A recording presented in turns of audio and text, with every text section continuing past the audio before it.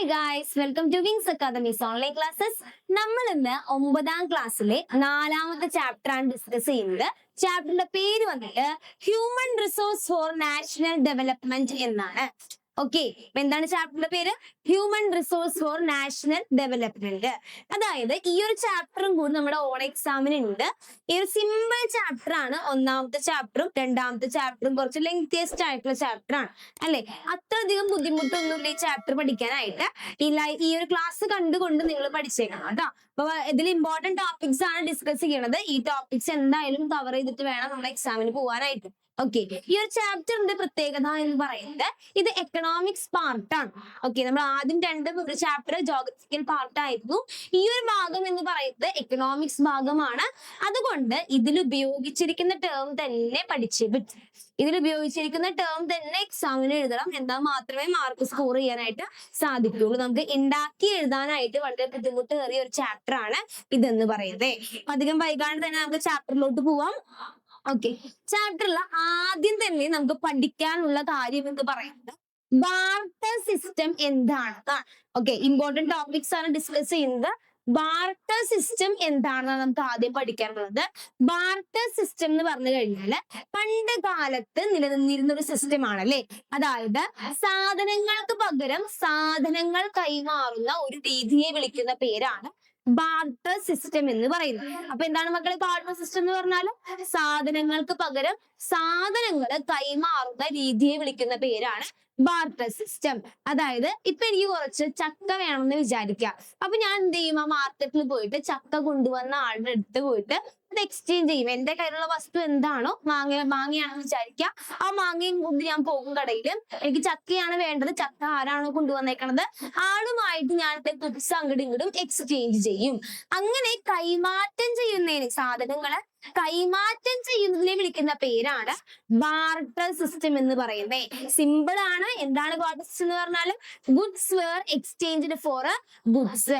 Okay, സാധനങ്ങൾ കൈമാറ്റം ചെയ്യുന്നതിനെ വിളിക്കുന്ന പേരാണ്, സാധനങ്ങൾക്ക് പകരം സാധനങ്ങൾ കൈമാറ്റം ചെയ്യുന്നതിന് വിളിക്കുന്ന പേരാണ് ബാർട്ടർ സിസ്റ്റം എന്ന് പറയും. ഇത്രേ ഉള്ളൂ, ഒരൊറ്റ പോയിന്റ് പഠിക്കാനുള്ളൂ. നെക്സ്റ്റ് ഹ്യൂമൻ റിസോഴ്സ് ആണ്. ഹ്യൂമൻ റിസോഴ്സ് എന്താണ്? എന്തിനെയാണ് ഹ്യൂമൻ റിസോഴ്സ് എന്ന് പറയുന്നത്? ഹ്യൂമൻ റിസോഴ്സ് എന്ന് പറഞ്ഞാല് ജനങ്ങളെയാണ്. എങ്ങനത്തെ ജനങ്ങളെയാണ് ഹ്യൂമൻ റിസോഴ്സ് എന്ന് പറയുന്നത്? അതായത് പ്രൊഡക്ഷൻ സെക്ടറിൽ, ഉൽപാദന രംഗത്ത് ഉപയോഗിക്കാൻ കഴിയുന്ന അധ്വാനശേഷിയുള്ള മാൻ പവർ ഉള്ള ജനങ്ങളെ വിളിക്കുന്ന പേരാണ് ഹ്യൂമൻ റിസോഴ്സ് എന്ന് പറയുന്നത്. അപ്പൊ ഹ്യൂമൻ റിസോഴ്സ് എന്ന് പറഞ്ഞാൽ ആരെയാണ്? ഉൽപാദന രംഗത്ത് ഉപയോഗിക്കാൻ കഴിയുന്ന അധ്വാനശേഷിയുള്ള ജനങ്ങളെ വിളിക്കുന്ന പേരാണ് ഹ്യൂമൻ റിസോഴ്സ് എന്ന് പറയുന്നത്. സിമ്പിൾ ആണല്ലോ ഇത്. അപ്പൊ എന്താണ് ഹ്യൂമൻ റിസോഴ്സ് എന്ന് പറഞ്ഞാൽ? ഉൽപാദന രംഗത്ത് ഉപയോഗിക്കാൻ കഴിയുന്ന അധ്വാനശേഷിയുള്ള ജനങ്ങളെ വിളിക്കുന്ന പേരാണ് ഹ്യൂമൻ റിസോഴ്സ്. ഈ ഹ്യൂമൻ റിസോഴ്സ് ഹ്യൂമൻ ക്യാപിറ്റൽ ആവും. അതെങ്ങനെയാണ് നെക്സ്റ്റ് ടൈം പഠിക്കാനുള്ളത് കേട്ടോ. ഹ്യൂമൻ ക്യാപിറ്റൽ അതായത് ഒരു ഹ്യൂമൻ റിസോഴ്സിന് ശരിയായ വിദ്യാഭ്യാസവും അതേപോലെ ശരിയായ ട്രെയിനിങ്ങും ലഭിച്ചു കഴിഞ്ഞാൽ അതെന്തായിട്ട് മാറും? ഹ്യൂമൻ ക്യാപിറ്റൽ ആയിട്ട് മാറും. നമ്മൾ പറഞ്ഞത് എന്താണ്? ഹ്യൂമൻ റിസോഴ്സ് പറഞ്ഞാൽ എന്താണ്? ഒരു പ്രൊഡക്ഷൻ സെക്ടറിൽ ഉപയോഗിക്കാൻ കഴിയുന്ന അധ്വാനശേഷിയുള്ള ജനങ്ങളെയാണ് ഹ്യൂമൻ റിസോഴ്സ് എന്ന് വിളിക്കുന്നത് അല്ലെ. ഈ ഹ്യൂമൻ റിസോഴ്സ് ആയ ആളുകൾക്ക് ശരിയായ വിദ്യാഭ്യാസവും ശരിയായ ട്രെയിനിങ്ങും ഒക്കെ കൊടുത്തു കഴിഞ്ഞാൽ അവരൊരു ഹ്യൂമൻ ക്യാപിറ്റൽ ആയിട്ട് മാറും. അതായത് ഹ്യൂമൻ റിസോഴ്സിന്റെ സാമ്പത്തികപരമായിട്ടുള്ള മൂല്യമാണ് ഹ്യൂമൻ ക്യാപിറ്റൽ. എന്താണ് പറയുന്നത്? ഹ്യൂമൻ റിസോഴ്സിന്റെ എക്കണോമിക്, സാമ്പത്തികപരമായിട്ടുള്ള വാല്യൂ, മൂല്യത്തെ വിളിക്കുന്ന പേരാണ് ഹ്യൂമൻ ക്യാപിറ്റൽ എന്ന് പറയുന്നത്. സിമ്പിൾ. എന്താണ് ഹ്യൂമൻ ക്യാപിറ്റൽ എന്ന് പറഞ്ഞു കഴിഞ്ഞാൽ? ഹ്യൂമൻ റിസോഴ്സിന്റെ എക്കണോമിക് വാല്യൂവിനെ വിളിക്കുന്ന പേരാണ് ഹ്യൂമൻ ക്യാപിറ്റൽ എന്ന് പറയുന്നത്. ഇപ്പൊ എക്സാമ്പിൾസ് നോക്കിയേ. ഹ്യൂമൻ ക്യാപിറ്റലിന്റെ എക്സാമ്പിൾസ് എന്തൊക്കെയായിരിക്കും? എന്തൊക്കെയാ എക്സാമ്പിൾസ്? ഫാമേഴ്സ് വരുന്നുണ്ട്, ടീച്ചേഴ്സ് വരുന്നുണ്ട്, ഡോക്ടേഴ്സ് പറയാം, സയന്റിസ്റ്റ് പറയാം. ഇതെല്ലാം ഹ്യൂമൻ ക്യാപിറ്റലാണ്. ഓക്കെ, അപ്പൊ ഹ്യൂമൻ റിസോഴ്സ് പറഞ്ഞാല് പ്രൊഡക്ഷൻ സെക്ടറിൽ യൂട്ടിലൈസ് ചെയ്യുന്ന, ഉപയോഗിക്കുന്ന മാൻ പവർ ഉള്ള ജനങ്ങളെ വിളിക്കുന്ന പേരാണ് ഹ്യൂമൻ റിസോഴ്സ്. അവർക്ക് പ്രോപ്പർ ആയിട്ടുള്ള ഒരു ട്രെയിനിങ്ങും അതുപോലെ വിദ്യാഭ്യാസവും ലഭിച്ചു കഴിഞ്ഞാൽ അവരൊരു ഹ്യൂമൻ ക്യാപിറ്റൽ ആവും. അതാണ് ഹ്യൂമൻ ക്യാപിറ്റൽ എന്ന് പറയുന്നത്. അതായത് ഹ്യൂമൻ റിസോഴ്സിന്റെ എക്കണോമിക് വാല്യൂ ആണ് ഹ്യൂമൻ ക്യാപിറ്റൽ എന്ന് പറയുന്നത്. അതിന് എക്സാമ്പിൾസ് വന്നിട്ട് ഏതൊക്കെയാണ്? ഫാമേഴ്സ് ഉണ്ട്, ടീച്ചേഴ്സ് ഉണ്ട്, ഡോക്ടേഴ്സ് ഉണ്ട്, നമുക്ക് എന്ത് വേണമെങ്കിലും എഴുതാം. ഓക്കെ, നെക്സ്റ്റ് നമുക്ക് ഈ ഹ്യൂമൻ ക്യാപിറ്റൽ എങ്ങനെ സ്ട്രെങ്ത് ചെയ്യാൻ പറ്റും? ഇങ്ങനെയുള്ള ക്വസ്റ്റ്യൻസ് എക്സാമിന് ചോദിക്കും. ഈ ഒരു ചാപ്റ്ററിൽ എക്സാമിന് സാധാരണയായിട്ട് ചോദിക്കുന്നത് ഇതുപോലത്തെ ക്വസ്റ്റ്യൻസ് ആയിരിക്കും. 4 മാർക്കിന്റെ ക്വസ്റ്റ്യൻ അല്ലെങ്കിൽ 3 മാർക്കിന്റെ ക്വസ്റ്റ്യൻ ആയിരിക്കും ഇവിടുന്ന് എക്സ്പെക്ട് ചെയ്യുക കേട്ടോ. എക്സ്പെക്ട് ചെയ്യുക ഇവിടുന്ന് 3 മാർക്കിന്റെ 4 മാർക്കിന്റെ ക്വസ്റ്റ്യൻസ് ഒക്കെ വരാനാണ് ചാൻസ് കൂടുതൽ. Okay, how can be strengthen the human capital? Human capital നമുക്ക് എങ്ങനെ സ്ട്രെങ്ത് ചെയ്യാൻ പറ്റും? എങ്ങനെയാണ് ഹ്യൂമൻ ക്യാപിറ്റൽ സ്ട്രെങ്ത് ചെയ്യാൻ പറ്റുക? നല്ലൊരു ഹെൽത്ത് കെയർ ഫെസിലിറ്റീസ് എന്ത് ചെയ്യണം? പ്രൊവൈഡ് ചെയ്യണം. എന്താണ്? നല്ലൊരു ഹെൽത്ത് കെയർ ഫെസിലിറ്റീസ്, ആരോഗ്യ പരിപാലന എന്താണ് സർവീസുകളെല്ലാം നല്ല രീതിയിൽ പ്രൊവൈഡ് ചെയ്യുക.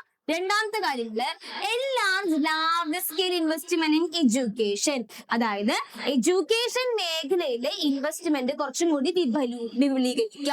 നെക്സ്റ്റ് എംഫസൈസ് സ്കിൽ ഡെവലപ്മെന്റ്, നമ്മുടെ കഴിവുകൾ വികസിപ്പിക്കുക. ലാസ്റ്റ് വന്നിട്ട് create an employee friendly work environment. Work environment എപ്പോഴും എങ്ങനെ ആയിരിക്കണം? ഫ്രണ്ട്ലി ആയിട്ടുള്ള വർക്ക് എൻവയോൺമെന്റ് ക്രിയേറ്റ് ചെയ്യാം. ഇങ്ങനെയൊക്കെയാണ് നമുക്ക് ഹ്യൂമൻ ക്യാപിറ്റൽ സ്ട്രെങ്ത് ചെയ്യാൻ പറ്റുക. എങ്ങനെയൊക്കെയാണ്? ഒന്നാമത്തേത് പ്രൊവൈഡ് ബെറ്റർ ഹെൽത്ത് ഫെസിലിറ്റീസ് ആണ്. രണ്ടാമത്തേതാണ് ലാർജ് സ്കെയിൽ ഇൻവെസ്റ്റ്മെന്റ്. എന്തിലാണ്? ഏത് മേഖലയിലാണ്? എഡ്യൂക്കേഷൻ സെക്ടറിൽ. മൂന്നാമത് എംഫസൈസ് ചെയ്യുക. എന്ത് വിപുലീകരിക്കുക? Skill development. നെക്സ്റ്റ് വന്നിട്ട് create employee friendly work environment. Okay, അപ്പൊ ഇത്രയും ഭാഗം കഴിഞ്ഞു. ഇനി മറ്റൊരു ഷുവർ ക്വസ്റ്റ്യൻ ആണ് എക്സാമിന് ചോദിക്കുന്ന ഒരു ഷുവർ ക്വസ്റ്റ്യൻ ആണ് ഹ്യൂമൻ ക്യാപിറ്റൽ ഫോർമേഷന്റെ ഘടകങ്ങള് ഏതൊക്കെയാണ്? ഒന്നാമത്തത് എഡ്യൂക്കേഷൻ, വിദ്യാഭ്യാസം. രണ്ടാമത്തെ ഹെൽത്ത്, ആരോഗ്യം. നെക്സ്റ്റ് മൈഗ്രേഷൻ ആണ്. നെക്സ്റ്റ് എന്താണ്? Job training, access to information. അപ്പൊ ചോദിക്കും which are the factors of human capital formation. അപ്പൊ ഇതിന്റെ പേരുകൾ ആദ്യം എഴുതി വെക്കുക. ഏതെങ്കിലും 1, 2, 3 എക്സ്പ്ലെയിൻ ചെയ്യാൻ ചോദിക്കുള്ളൂ. ഓക്കെ, അപ്പൊ അതുകൊണ്ട് പേരുകൾ ആദ്യം പഠിച്ചു വെക്കുക. ഏതൊക്കെയാണ് ഹ്യൂമൻ ക്യാപിറ്റലിന്റെ ഫോർമേഷൻ സഹായിക്കുന്ന ഘടകങ്ങൾ എന്ന് പറയുന്നത്? ഏതൊക്കെയാണ്? ഒന്നാമത് വന്നിട്ട് എഡ്യൂക്കേഷൻ ആണ്. രണ്ടാമത് വന്നിട്ട് ഹെൽത്ത് ആണ്. മൂന്നാമത്തത് ഏതാ? മൈഗ്രേഷൻ ആണ്. നാലാമത്തത് job training. Next access to information ആണ്. ഇതില് നമ്മൾ ഓരോന്നും ഇനി എക്സ്പ്ലെയിൻ ചെയ്ത് പഠിക്കാൻ പോവാണ്. അതിൽ ആദ്യം പറയുന്നത് എഡ്യൂക്കേഷൻ ആണ്. എന്താ എഡ്യൂക്കേഷൻ പറയുന്നത്? People can use modern technology effectively. ഒരു വിദ്യാഭ്യാസം ഒരു വ്യക്തിക്ക് കിട്ടിക്കഴിഞ്ഞാല് ആ ജനങ്ങൾക്ക് ഇവിടെയുള്ള മോഡേൺ ടെക്നോളജി എല്ലാം ശരിയായ രീതിയിൽ ഉപയോഗിക്കാൻ സാധിക്കും. അതാണ് ഒന്നാമത്. രണ്ടാമത്തെ കാര്യം, ഒരു വിദ്യാഭ്യാസമുള്ള മനുഷ്യന് acquire better job and earn more income. അതായത് നല്ല വിദ്യാഭ്യാസമുള്ള മനുഷ്യന് നല്ലൊരു ജോബും നല്ലൊരു ജോലി കിട്ടുകയും അതുവഴി നല്ലൊരു വരുമാനം കരസ്ഥമാക്കാൻ സാധിക്കുകയും ചെയ്യുന്നു. ഓക്കെ, എഡ്യൂക്കേഷൻ കിട്ടിക്കഴിഞ്ഞാലുള്ള കാര്യങ്ങളാണ് പറയുന്നത്. നെക്സ്റ്റ് പറയുന്നത് എന്താണ്? It is also possible to create a society with a high sense of value. നല്ല മൂല്യമുള്ള ഒരു സൊസൈറ്റിയെ വാർത്തെടുക്കാൻ സാധിക്കുന്നു. എഡ്യൂക്കേഷൻ കിട്ടുന്നത് വഴി നല്ല മൂല്യമുള്ള ഒരു സൊസൈറ്റിയെ വാർത്തെടുക്കാനായിട്ട് സാധിക്കുന്നു. നെക്സ്റ്റ് പോയിന്റ്, ഒരു ഇമ്പോർട്ടന്റ് ഫാക്ടർ ആണ് നമ്മളെ ഹ്യൂമൻ ക്യാപിറ്റൽ ഫോർമേഷനെ ഇൻഫ്ലുവൻസ് ചെയ്യുന്ന ഒരു ഇമ്പോർട്ടന്റ് ആയിട്ടുള്ള ഫാക്ടർ ആണ് എഡ്യൂക്കേഷൻ എന്ന് പറയുന്നത്. അപ്പൊ നമ്മൾ പറഞ്ഞുകൊണ്ടിരിക്കുന്നത് ഹ്യൂമൻ ക്യാപിറ്റൽ ഫോർമേഷനെ ഇൻഫ്ലുവൻസ് ചെയ്യുന്ന ഫാക്ടേഴ്സ് ആണ്. അതില് ഒന്നാമത്തേതാണ് എഡ്യൂക്കേഷൻ, രണ്ടാമത്തേതാണ് ഹെൽത്ത്, മൂന്നാമത്തേതാണ് മൈഗ്രേഷൻ, നാലാമത്തേതാണ് ജോബ് ട്രെയിനിങ്, അടുത്തതേതാണ് ആക്സസ് ടു ഇൻഫർമേഷൻ. അതില് എഡ്യൂക്കേഷൻ നമ്മൾ പറഞ്ഞു കഴിഞ്ഞു. നെക്സ്റ്റ് വന്നിട്ട് ഏതാണ്? How education. നെക്സ്റ്റ് ഒരു ക്വസ്റ്റ്യൻ ആണ്. ഇത് കഴിഞ്ഞ വർഷം എക്സാമിന് ചോദിച്ച ഒരു ക്വസ്റ്റ്യൻ ആണ്. ഓക്കെ, എന്താണ്?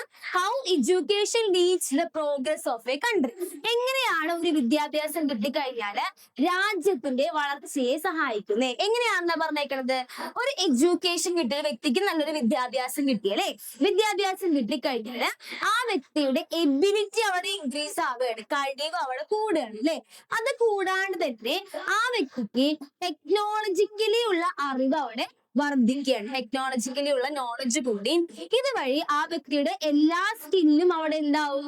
ഡെവലപ്പ് ആവും അല്ലെ? സ്കില്ല് അവിടെ വികസിക്കും. അപ്പൊ നോക്കിയേ, വിദ്യാഭ്യാസം കിട്ടി, എബിലിറ്റി കൂടി, നോളജ് കൂടി, സ്കില്ല് ഡെവലപ്പ് ആയി. ഇനി സ്കില്ല് ഡെവലപ്പ് ആയി കഴിഞ്ഞാൽ ആ വ്യക്തിക്ക് എന്ത് കിട്ടും? നല്ലൊരു ജോലി കിട്ടും അല്ലെ? അപ്പൊ നല്ല ജോലി കിട്ടും. നല്ല ജോലി കിട്ടിക്കഴിഞ്ഞാൽ സ്വാഭാവികമായിട്ട് നല്ല ജോലിയാണെങ്കിൽ ആ വ്യക്തിക്ക് എന്തുണ്ടായിരിക്കും? നല്ല വരുമാനം ഉണ്ടായിരിക്കും. അതാണ് ബെറ്റർ ഇൻകം എന്ന് പറയുന്നത്. ഇനി ബെറ്റർ ഇൻകം കഴിഞ്ഞാൽ നെക്സ്റ്റ് എന്താണ്? നല്ല ജോലിയും കിട്ടി, നല്ല വരുമാനവുമാണെങ്കിൽ ആളുടെ ജീവിതം എങ്ങനെയായിരിക്കും? നല്ലൊരു ക്വാളിറ്റി ലൈഫ് ആയിരിക്കും. അതാണ് നെക്സ്റ്റ് പോയിന്റ് വരുന്നത്. ബെറ്റർ ക്വാളിറ്റി ലൈഫാണ്. അതുവഴി നമ്മുടെ ദേശത്തിനും വികസനം ഉണ്ടാവുന്നു. National development. അപ്പൊ നോക്കി, നമ്മുടെ ക്വസ്റ്റ്യൻ എന്തായിരുന്നു? How education leads to the progress of the country. എങ്ങനെയാണ് വിദ്യാഭ്യാസം രാജ്യത്തിന്റെ വികസനത്തിലേക്ക് നയിക്കുന്നത്? അപ്പൊ എങ്ങനെയൊക്കെയാണ്? എഡ്യൂക്കേഷൻ വന്നു ആദ്യം, പിന്നെ next increase in ability, next വന്നേക്കുന്നത് ഏതാ? Technological knowledge, skill development, better job, better income, better quality of life, last വന്നിട്ട് ഏതാണ്? നാഷണൽ ഡെവലപ്മെന്റ് ആണ്. ഓക്കെ, ഇനി രണ്ടാമത്തത് ഹെൽത്ത് ആണ് അല്ലെ? ഹെൽത്ത്, ആരോഗ്യം. അപ്പൊ രണ്ടാമത്തെ പോയിന്റ് വന്നേക്കുന്നത് ഹെൽത്ത് ആണ് അല്ലെ? WHO ഹെൽത്തിനെ പറ്റി ഒരു ഡെഫിനിഷൻ തന്നിട്ടുണ്ട്. ആ ഡെഫിനിഷൻ പഠിക്കണം. എന്താണ് ഡെഫിനിഷൻ വന്നിട്ട്? Health as A state of physical, mental and social wellbeing. ഒരു ആരോഗ്യം എന്നതുകൊണ്ട് അർത്ഥമാക്കുന്നത് എന്താണെന്ന WHO ഡെഫിനിഷൻ. ഹെൽത്ത് എന്ന് പറഞ്ഞു കഴിഞ്ഞാല് ഒരു മനുഷ്യന് ഫിസിക്കലി ഫിറ്റ് ആയിരിക്കണം, മെന്റലി ഫിറ്റ് ആയിരിക്കണം, അതുപോലെ സോഷ്യൽ വെൽബീയിങ്, സാമൂഹ്യ സുസ്ഥിതി, മാനസികമായും ശാരീരികമായും സാമൂഹികമായും സുസ്ഥിതിയുള്ള ഒരു വ്യക്തിയാണ് ആരോഗ്യം, ഒരു പേഴ്സണെയാണ് ആരോഗ്യമുള്ള മനുഷ്യൻ എന്ന് പറയുന്നത്. രണ്ടാമത്തെ കാര്യം അവർ പറയുന്നത്, നമ്മുടെ ഹ്യൂമൻ റിസോഴ്സ് ഡെവലപ്മെന്റിലെ ഏറ്റവും ഇമ്പോർട്ടന്റ് ആയിട്ടുള്ള റോൾ വഹിക്കുന്ന ഒന്നാണ് ഹെൽത്ത് എന്ന് പറയുന്നത്. ഓക്കെ, ഇത് എന്താ സംഭവിക്കുന്നത്? ഇത് ഇൻഫ്ലുവൻസ് ചെയ്യും നമ്മുടെ ജനങ്ങളുടെ പ്രൊഡക്ടിവിറ്റി കൂട്ടാനായിട്ട്, അതുപോലെ ലൈഫിന്റെ ക്വാളിറ്റി ഇൻക്രീസ് ചെയ്യാനായിട്ട് സഹായിക്കുന്ന ഒന്നാണ് ഹെൽത്ത് എന്ന് പറയുന്നത്. ഓക്കെ, അതായത് നമ്മുടെ ഹെൽത്ത് നല്ല ഹെൽത്തി പേഴ്സൺ ആയിട്ട് ഇരിക്കണമെങ്കിൽ അതിന് സഹായിക്കുന്ന ഒരുപാട് ഘടകങ്ങൾ നമ്മുടെ ഗവൺമെന്റ് ചെയ്യുന്നുണ്ട് അല്ലെ? അതായത് നമുക്ക് ഒരുപാട് ഹെൽത്ത് കെയർ സെന്റേഴ്സ് പബ്ലിക്കലി അതേപോലെ തന്നെ പ്രൈവറ്റ്ലി ഒക്കെ പ്രവർത്തിക്കുന്നുണ്ട്. അതിൽ നമുക്ക് എക്സാമ്പിൾ ആയിട്ട് പഠിക്കാനുള്ളത് പബ്ലിക് സെക്ടറിൽ നമ്മളെ സഹായിക്കുന്ന ഹെൽത്ത് കെയർ നല്ല രീതിയിൽ മുന്നോട്ട് പോകാനായിട്ട് സഹായിക്കുന്ന പബ്ലിക്കിലുള്ളത് എന്തൊക്കെയാണ്? ഏതൊക്കെ ഹെൽത്ത് സെന്റേഴ്സ് ആണ്? ഏതൊക്കെയാണ്? ഹെൽത്ത് സബ് സെന്റേഴ്സും പ്രൈമറി ഹെൽത്ത് സെന്റേഴ്സും പറയുന്നുണ്ട്. അതുപോലെ കമ്മ്യൂണിറ്റി ഹെൽത്ത് സെന്റേഴ്സ് ഉണ്ട്, താലൂക്ക് ഹോസ്പിറ്റൽസ് ഉണ്ട്, ഡിസ്ട്രിക്ട് ഹോസ്പിറ്റൽസ് ഉണ്ട്, പിന്നെ ഏതാണ്? മെഡിക്കൽ കോളേജസ് ഉണ്ട്. ഓക്കെ, അപ്പൊ ഇത്രയുമാണ് ഹെൽത്തിന്റെ കേസിൽ വരുന്നത്. അപ്പൊ എഡ്യൂക്കേഷൻ പഠിക്കുമ്പോൾ ആ ഫ്ലോ ചാർട്ട് പഠിക്കണം. അതേപോലെ ഹെൽത്ത് പഠിക്കുമ്പോൾ WHO ഹെൽത്തിനെ പറ്റി ഡിഫൈൻ ചെയ്തേക്കണം എന്താണെന്ന് വെച്ചാൽ അത് അതുപോലെ തന്നെ പഠിക്കാം. ഓക്കെ, ഇനി നെക്സ്റ്റ് പറയുന്നത് how does declining health affect individual and national development. എങ്ങനെയാണ് ഇപ്പൊ ഒരു പേഴ്സണൽ ഹെൽത്ത് നല്ല പോലെ കിട്ടിയില്ല, അങ്ങനെയാണെങ്കിൽ എങ്ങനെയായിരിക്കും വ്യക്തികളെയും അതുപോലെ നമ്മുടെ ദേശത്തിന്റെ വികസനത്തെയും അഫക്ട് ചെയ്യുക? എങ്ങനെയായിരിക്കും പറയുന്നത്? ഒന്ന്, ഇവിടെ ഉണ്ടാവുന്ന പ്രൊഡക്ടിവിറ്റി എല്ലാം ഡിക്രീസ് ആവും അല്ലെ? ആരോഗ്യമുള്ള മനുഷ്യരില്ല. അപ്പൊ സ്വാഭാവികമായിട്ടും ഇവിടെ എന്ത് സംഭവിക്കും? ഇവിടെ ഉണ്ടാവുന്ന പ്രൊഡക്ടിവിറ്റി ഡിക്രീസ് ആവുന്നു. റിഫ്രെയിൻ ഫ്രം വർക്ക് ചെയ്യാനായിട്ട് സാധിക്കില്ല. മൂന്നാമത്തെ എന്താണ്? Slow down production. ഇവിടെയുള്ള എല്ലാ ഉത്പാദനവും സ്ലോ ആവും. ഇതും ഒരു വട്ടം എക്സാമിന്, കഴിഞ്ഞ വട്ടം 2 മാർക്കിന്റെ എക്സാമിന് ചോദിച്ച ക്വസ്റ്റ്യൻ ആണ് ട്ടോ. അപ്പൊ മക്കളെ, നെക്സ്റ്റ് ക്വസ്റ്റ്യൻ നോക്കി, എന്താണ്? What are the health care measures to be taken to increase the productivity of human resource. Human റിസോഴ്സിന്റെ പ്രൊഡക്ടിവിറ്റി ഇൻക്രീസ് ചെയ്യാനായിട്ട്, കൂട്ടാനായിട്ട് അല്ലെങ്കിൽ വർദ്ധിപ്പിക്കാനായിട്ട് എന്തെല്ലാം ഹെൽത്ത് മെഷേഴ്സ് ആണ് എടുക്കുന്നത്? എന്തൊക്കെയാണ്? ഒന്നാമത്തെ കാര്യം നമുക്ക് ഇമ്മ്യൂൺ സിസ്റ്റം സ്ട്രെങ്തൻ ചെയ്യാന്നുള്ളതാണ്. രണ്ടാമത്തെ കാര്യം പറയുന്നത് ഹൈജീന് ഇമ്പോർട്ടൻസ് നൽകുക. രണ്ടാമത്തെ എന്താണ്? ഹൈജീന് ഇമ്പോർട്ടൻസ് നൽകുക. മൂന്നാമതായിട്ട് പറയുന്നത് ensure advocate availability of nutritious food. എല്ലാവർക്കും ന്യൂട്രീഷ്യസ് ഫുഡ് ലഭിക്കുന്നുണ്ട് എന്ന് ഉറപ്പുവരുത്തുക. നെക്സ്റ്റ് പറയുന്നത് എന്താണ്? Provide better medical facilities. Medical facilities നല്ലപോലെ പ്രൊവൈഡ് ചെയ്യുക. ലാസ്റ്റ് വന്നിട്ട് എൻഷുർ റിക്രിയേഷൻസ് ആൻഡ് റിലാക്സേഷൻ. അതായത് നമ്മുടെ ബോഡിക്ക് എപ്പോഴും എന്താണ്? റിലാക്സേഷനും എന്താ പറയാ, എന്റർടൈൻമെന്റും മറ്റു കാര്യങ്ങളും കൂടി കൊടുക്കണം. എന്നാൽ മാത്രമേ ഒരു ഹെൽത്തി പേഴ്സൺ ആയിട്ട് നമുക്ക് ഇരിക്കാനായിട്ട് സാധിക്കുള്ളൂ. അപ്പൊ നമ്മുടെ ക്വസ്റ്റ്യൻ എന്തായിരുന്നു? ഹ്യൂമൻ റിസോഴ്സിന്റെ പ്രൊഡക്ടിവിറ്റി ഇൻക്രീസ് ചെയ്യാൻ എന്തെല്ലാം ഹെൽത്ത് കെയർ മെഷേഴ്സ് എടുക്കാൻ പറ്റും? എന്തെല്ലാമാണ്? ഇമ്മ്യൂൺ സിസ്റ്റം സ്ട്രെങ്ത് ചെയ്യണം, എന്തിന് ഇമ്പോർട്ടൻസ് കൊടുക്കണം? ഹൈജീൻ ഇമ്പോർട്ടൻസ് കൊടുക്കണം എന്ന് പറഞ്ഞു. അതേപോലെ തന്നെ എല്ലാവർക്കും എന്ത് ഉറപ്പാക്കണം? ന്യൂട്രീഷ്യസ് ഫുഡ് ലഭ്യമാകുന്നുണ്ട് എന്ന് ഉറപ്പാക്കുക. അതേപോലെ തന്നെ എന്ത് പ്രൊവൈഡ് ചെയ്യണം? ബെറ്റർ മെഡിക്കൽ ഫെസിലിറ്റീസ് പ്രൊവൈഡ് ചെയ്യുക. എൻഷുർ എന്തൊക്കെ ഉറപ്പാക്കണം എന്ന ലാസ്റ്റ് പോയിന്റ് പറഞ്ഞിരിക്കുന്നത്? Ensure recreation and relaxation. Okay, ഇനി മൂന്നാമത്തെ ഫാക്ടർ വന്നിട്ട് മൈഗ്രേഷൻ ആണ്. കുടിയേറ്റം എന്ന് മലയാളത്തിൽ പറയും. എന്താണ് മൈഗ്രേഷൻ എന്ന് പറഞ്ഞാല്? Migration is the permanent or temporary movement of people from one region to another region എന്ന് പറഞ്ഞു കഴിഞ്ഞാൽ സ്ഥിരമായിട്ടോ അല്ലെങ്കിൽ താൽക്കാലികമായിട്ടോ കുറച്ചു പേർ ഒരു പ്ലേസിൽ നിന്ന് മറ്റൊരു പ്ലേസിലോട്ട് മാറുന്നതിനെ പറയുന്ന പേരാണ് മൈഗ്രേഷൻ എന്ന് പറയുന്നത്. മൈഗ്രേഷന്റെ ഡെഫിനേഷൻ പഠിച്ചു വെക്കുക. എന്താണ് മൈഗ്രേഷൻ എന്ന് പറഞ്ഞാല്? ഒന്നില്ലെങ്കിൽ പെർമനന്റ് ആയിട്ടായിരിക്കും, സ്ഥിരമായിട്ടായിരിക്കും, അല്ലെങ്കിൽ ടെമ്പററി ആയിട്ടായിരിക്കും, താൽക്കാലികമായിട്ടായിരിക്കും. ഒരു പ്ലേസിൽ നിന്ന് മറ്റൊരു പ്ലേസിലോട്ട് താൽക്കാലികമായിട്ടോ സ്ഥിരമായിട്ടോ മാറുന്നതിനെ വിളിക്കുന്ന പേരാണ് മൈഗ്രേഷൻ എന്ന് പറയുന്നത്. ഈ മൈഗ്രേഷൻ കാരണം കുറെ കാര്യങ്ങളിൽ ചേഞ്ച് വരുന്നുണ്ട്. അത് എന്തിലൊക്കെയാണ് ചേഞ്ച് വരുന്നത്? Social, economic and cultural sphere. അതായത് നമ്മുടെ ഇവിടെയുള്ള ആളുകള് വേറെ സ്ഥലത്തോട്ട് പോകുമ്പോൾ അവിടെ എന്ത് സംഭവിക്കും? നന്നായിട്ട് പഠിക്കാനൊക്കെ ആയിരിക്കും ചിലപ്പോ അപ്പുറത്ത് വേറെ സ്ഥലത്തേക്ക് പോകുന്നത്, അല്ലെ, വേറെ രാജ്യങ്ങളിലോട്ട് പോകുന്നത്. കുറെ നാൾ കഴിയുമ്പോൾ ചിലപ്പോ എന്ത് ചെയ്യും? അവർ അവിടെ തന്നെ സെറ്റിൽ ആവും. അപ്പൊ ഇവിടത്തെ ഹ്യൂമൻ റിസോഴ്സ് ആണ് അവിടേക്ക് പോകുന്നത്, അല്ലെ. അത് നമ്മുടെ നാട്ടില് എന്താണ് ഒരുപാട് ബുദ്ധിമുട്ട് ഉണ്ടാക്കുന്നു. ഇതിനെയാണ് നമ്മൾ മൈഗ്രേഷൻ ഉണ്ടാക്കുന്ന പ്രശ്നങ്ങൾ എന്ന് പറയുന്നത്. ഓക്കെ, ഇനി അടുത്ത ഫാക്ടർ എന്ന് പറയുന്നത് ജോബ് ട്രെയിനിങ് ആണ്. നമ്മളിപ്പോ പറഞ്ഞുകൊണ്ടിരിക്കുന്നത് എന്തിനെ പറ്റിയാണ് നമ്മൾ പറഞ്ഞുകൊണ്ടിരിക്കുന്നത്? എസ് എ ക്വസ്റ്റ്യൻ ആണ് പറഞ്ഞുകൊണ്ടിരിക്കുന്നത്. ഏതാണ് എസ് എ ക്വസ്റ്റ്യൻ എന്ന് പറയുന്നത്? ഹ്യൂമൻ ക്യാപിറ്റൽ ഫോർമേഷന്റെ ഫാക്ടേഴ്സ് ആണ്. അതിൽ എഡ്യൂക്കേഷൻ പറഞ്ഞു, ഹെൽത്ത് പറഞ്ഞു, മൈഗ്രേഷൻ പറഞ്ഞു. നെക്സ്റ്റ് വന്നിട്ട് ഏതാണ്? Job training. Okay, job training. എന്താണ് ജോബ് ട്രെയിനിങ് എന്ന് പറഞ്ഞാൽ? Training is mandatory for getting job in certain field. ചില ഫീൽഡുകളിൽ നമുക്കൊരു ജോബ് കിട്ടാൻ അല്ലെങ്കിൽ ജോബ് കിട്ടിക്കഴിഞ്ഞാൽ മുന്നോ നമുക്ക് എന്ത് നൽകുന്നുണ്ട്? ട്രെയിനിങ് നൽകുന്നുണ്ട്. അത് മാൻഡറ്ററി ആണ്. എന്താണ് മാൻഡറ്ററി എന്ന് പറഞ്ഞാല്? നിർബന്ധിതമായി നൽകുന്നതാണ്. Okay, respective institutions provide job training at various stages to their employees. അതായത് ഓരോ ഇൻസ്റ്റിറ്റ്യൂഷനും അവരെ ഓരോരോ മേഖലകളിലായിട്ട് അവർക്ക് നൽകുന്നു, ട്രെയിനിങ് നൽകുന്നു. Acquire job training can increase productivity, thus enabling their higher output. എന്തിനാണ് ഇങ്ങനെ ഒരു ട്രെയിനിങ് നൽകുന്നത്? അവരുടെ പ്രൊഡക്ടിവിറ്റി ഇൻക്രീസ് ചെയ്യാനും അതുപോലെ നല്ല ഒരു ഔട്ട്പുട്ട് കിട്ടാനും വേണ്ടിയിട്ടാണ് നമ്മൾക്ക് എന്ത് നൽകുന്നത്? ജോബ് ട്രെയിനിങ് നൽകുന്നത്. അപ്പൊ ജോബ് ട്രെയിനിങ് എന്ന് പറഞ്ഞിട്ട് എന്താ നമ്മൾ പറഞ്ഞു? ഓരോ ഫീൽഡുകാരും മാൻഡറ്ററി ആയിട്ട് നിർബന്ധിതമായിട്ട് നൽകുന്ന ഒന്നാണ് ജോബ് ട്രെയിനിങ് എന്ന് പറഞ്ഞിട്ട്. ഓരോ ഇൻസ്റ്റിറ്റ്യൂഷനും ഓരോ മേഖലയിലായിട്ട് നൽകുന്നു. ഈ ജോബ് ട്രെയിനിങ് വഴി കിട്ടുന്ന ബെനിഫിറ്റ് എന്താണ്? നമ്മുടെ പ്രൊഡക്ടിവിറ്റി കൂടും, അതുപോലെ തന്നെ ഹയർ ഔട്ട്പുട്ട് ആയിരിക്കും. ഓക്കെ, നെക്സ്റ്റ് വന്നിട്ട് ആക്സസ് ടു ഇൻഫോർമേഷൻ ആണ്.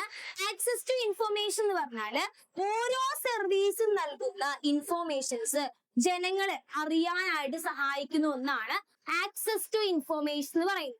Government intervention is essential to enable human capital formation by ensuring access to information.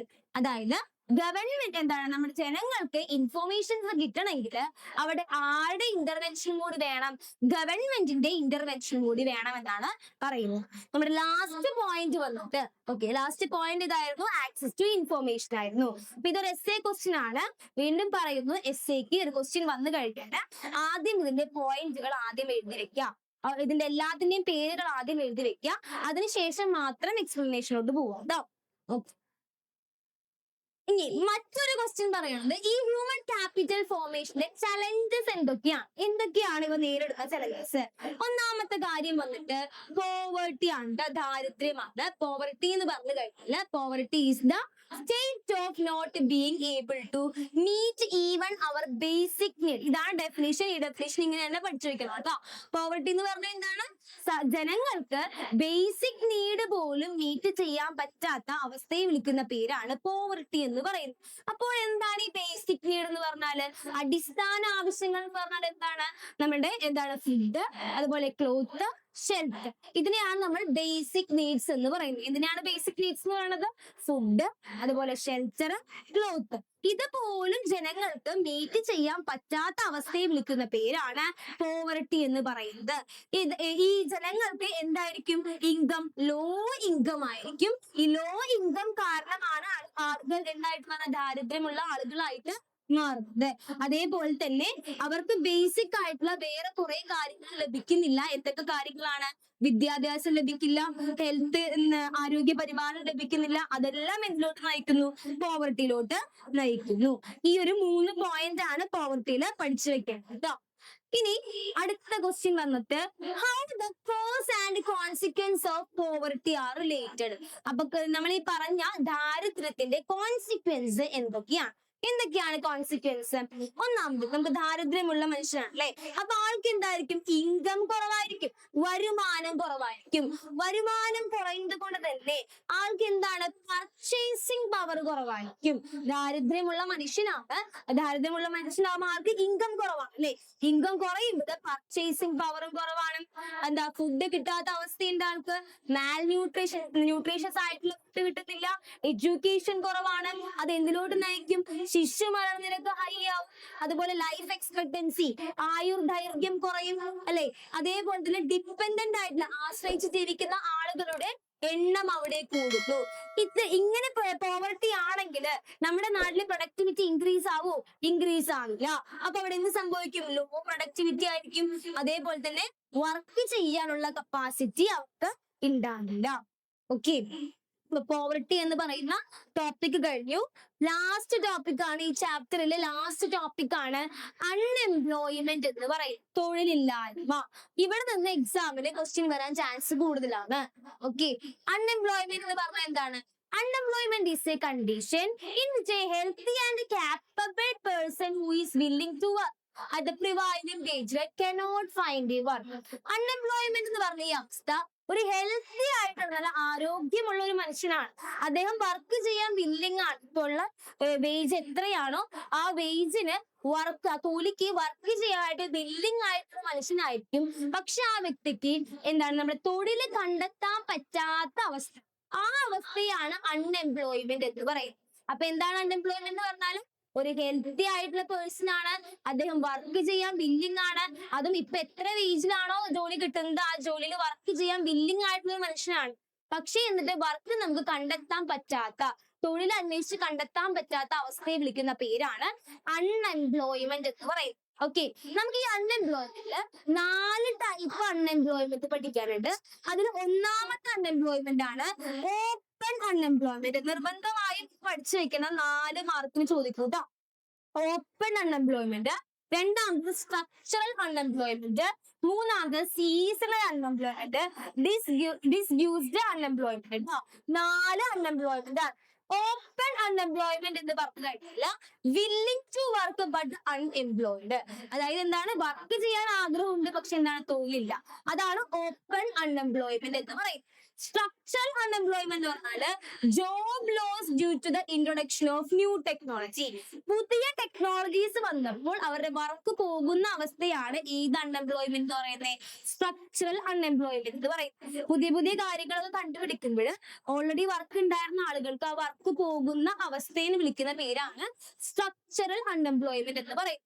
Seasonal unemployment എന്ന് പറഞ്ഞാല് employment during A particular season and remaining unemployed during the rest of the time. അതായത് ചില സീസണിൽ മാത്രം ജോലി ഉണ്ടാവും, വേറെ സീസണിൽ അവർക്ക് ജോലി ഉണ്ടാവില്ല. അങ്ങനത്തെ അവസ്ഥയെ വിളിക്കുന്ന പേരാണ് സീസണൽ അൺഎംപ്ലോയ്മെന്റ് എന്ന് പറയുന്നത്. ചില സീസണിൽ മാത്രമേ അവർക്ക് വർക്ക് ഉണ്ടാവുള്ളൂ, ബാക്കിയുള്ള സീസണിൽ അവർക്ക് വർക്കേ ഉണ്ടാവില്ല. അങ്ങനത്തെ അവസ്ഥയെ വിളിക്കുന്ന പേരാണ് സീസണൽ അൺഎംപ്ലോയ്മെന്റ് എന്ന് പറയുന്നത്. നെക്സ്റ്റ് ഡിസ്യൂസ്ഡ് അൺഎംപ്ലോയ്മെന്റ് അല്ലെ. ഡിസ്യൂസ്ഡ് അൺഎംപ്ലോയ്മെന്റ് പറഞ്ഞാല് ഒരു വർക്ക് പ്ലേസിൽ ആവശ്യത്തിന് അധികം ആളുകളെ എംപ്ലോയ് ചെയ്തിരിക്കുന്ന അവസ്ഥയെ വിളിക്കുന്ന പേരാണ് ഡിസ്യൂസ്ഡ് അൺഎംപ്ലോയ്മെന്റ്. ഇപ്പൊ ഒരു വർക്ക് പ്ലേസിൽ 10 പേരാ ശരിക്കും ആവശ്യം ഉണ്ടാവുള്ളൂ, അതിന് പകരം ഒരു 20 പേരെ അപ്പോയിന്റ് ചെയ്യുന്ന അൺഎംപ്ലോയ്മെന്റ് വിളിക്കുന്ന പേരാണ് ഡിസ്യൂസ്ഡ് അൺഎംപ്ലോയ്മെന്റ് എന്ന് പറയുന്നത്. അപ്പൊ അൺഎംപ്ലോയ്മെന്റ് എന്ന് പറഞ്ഞു കഴിഞ്ഞാൽ ഡെഫിനിഷൻ അതുപോലെ തന്നെ പഠിച്ചു വെക്കണം. അൺഎംപ്ലോയ്മെന്റ് എന്ന് പറഞ്ഞാൽ എന്താണ്? ഒരു ഹെൽത്തി ആയിട്ടുള്ള ഒരു പേഴ്സൺ വർക്ക് ചെയ്യാനായിട്ട് വില്ലിങ് ആണ്, അതേപോലെ തന്നെ എങ്ങനെ വർക്ക് ചെയ്യാനായിട്ട് ഇപ്പൊ കിട്ടുന്ന വേജിന് വർക്ക് ചെയ്യാൻ വില്ലിങ് ആണ്, പക്ഷെ വർക്ക് അന്വേഷിച്ചിട്ട് കിട്ടാത്ത അവസ്ഥയെ വിളിക്കുന്ന പേരാണ് അൺഎംപ്ലോയ്മെന്റ്. 4 ടൈപ്പ് ഉണ്ട്: ഓപ്പൺ, സ്ട്രക്ചറൽ, സീസണൽ, ഡിസ്യൂസ്ഡ്. ഓപ്പൺ എന്ന് പറഞ്ഞാൽ വർക്ക് ചെയ്യാൻ വില്ലിങ് ആണ് പക്ഷെ അൺഎംപ്ലോയിഡ് ആണ്, ഓക്കെ, തൊഴിലില്ലാത്ത അവസ്ഥ. രണ്ടാമത് സ്ട്രക്ചറൽ അൺഎംപ്ലോയ്മെന്റ് പറഞ്ഞാൽ എന്താണ്? പുതിയ ടെക്നോളജി വന്നപ്പോൾ ജോബ് പോയ അവസ്ഥയാണ് സ്ട്രക്ചറൽ അൺഎംപ്ലോയ്മെന്റ് എന്ന് പറയും. സീസണൽ അൺഎംപ്ലോയ്മെന്റ് പറഞ്ഞാൽ പേരിൽ തന്നെ ആൻസർ ഉണ്ട്. സീസണിൽ മാത്രം ജോലി ഉണ്ടാവും, ബാക്കി സീസണിൽ ജോലി ഇല്ലാത്ത അവസ്ഥയാണ് സീസണൽ അൺഎംപ്ലോയ്മെന്റ്. ലാസ്റ്റ് വന്നിട്ട് ഡിസ്യൂസ്ഡ് അൺഎംപ്ലോയ്മെന്റ് പറഞ്ഞാല് ഒരു പ്ലേസിൽ ആവശ്യത്തിൽ അധികം ആളുകളെ തൊഴിലാളികളായിട്ട് അപ്പോയിന്റ് ചെയ്യുന്ന അൺഎംപ്ലോയ്മെന്റ് വിളിക്കുന്ന പേരാണ് ഡിസ്യൂസ്ഡ് അൺഎംപ്ലോയ്മെന്റ് എന്ന് പറയുന്നത്. അപ്പൊ ഇത്രയേ ഉള്ളൂ, വളരെ സിമ്പിൾ ആയിട്ടുള്ള ഒരു ചാപ്റ്റർ ആണ്. ഒന്നാമത്തെ ചാപ്റ്റർ പോലെയും രണ്ടാമത്തെ ചാപ്റ്റർ പോലെയും ഒരു ലെങ്തിയസ്റ്റ് ആയിട്ടുള്ള ചാപ്റ്റർ അല്ല, കുറച്ച് മാത്രമേ പഠിക്കാനുള്ളൂ. ഈ പറഞ്ഞ കാര്യങ്ങളെല്ലാം നന്നായിട്ട് പഠിക്കാം. Okay, thank you.